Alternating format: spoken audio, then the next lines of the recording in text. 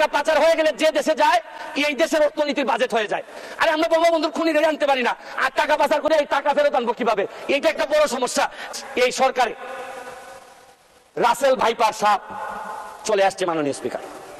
এই সাপ আসার কারণে সরকারে যখন সাপ আসে প্রকৃতিতে বেজি থাকে, এই বেজি করে কি সাপরে নিয়ন্ত্রণ করে।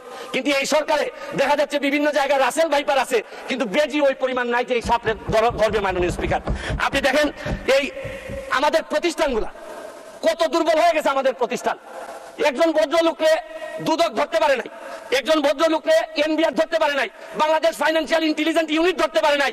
আর এনবিআর এর মতিউর রহমানকে ধরলে একটা ছাগল, ছাগল ছাড়া এই লোককে তো আপনি আনতেই পারতেন না। ছাগলের কাণ্ড হওয়ার কারণে বেনজির কাণ্ড, মাননীয় সাবেক আইজিপি উনি এত বড় হয়ে গেলেন, মন্ত্রণালয় জানলো না, মাননীয় স্বরাষ্ট্রমন্ত্রী জানলেন না। এই বাচ্চাটা এত বড় হয়ে গেল, আর কিছুদিন সুযোগ পাইলে পুরো গোপালগঞ্জ কিনে ফেলতেন এই বেনজির সাহেব। তারপরে এইটার দায় এই মন্ত্রণালয় এড়াইতে পারে না মাননীয় স্পিকার। এখন আপনারা কালো টাকা সাদা করবেন, আমার কোনো অসুবিধা নাই। যদি মনে করেন টাকা রয়ে গেছে, কিছু টাকা জমানো বা বিভিন্ন অলস টাকা রয়ে গেছে, এটারে সাদা করবেন, কোনো অসুবিধা নাই।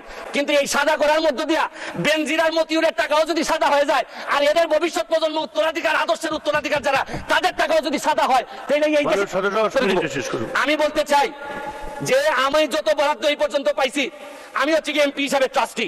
এই টাকা জনগণের জানার অধিকার আছে। আমি ফেসবুকে দিয়েছি, হয়তো প্রকল্পের জায়গায় টাকা বলছি, কিন্তু টাকার মধ্যে কোনো ব্যবধান ছিল না। কারণ নতুন জেনারেশন আপনি যা বরাদ্দ পাবেন তা জানতে চায়, এবং আমি বিশ্বাস করি বঙ্গবন্ধুর আদর্শের সৈনিক হিসাবে আমি এই ট্রান্সপারেন্সি আমার মধ্যে এটা থাকতে হবে, এবং আমি এই কথা বলি আমি আমার এলাকার এমপি হয়েছি।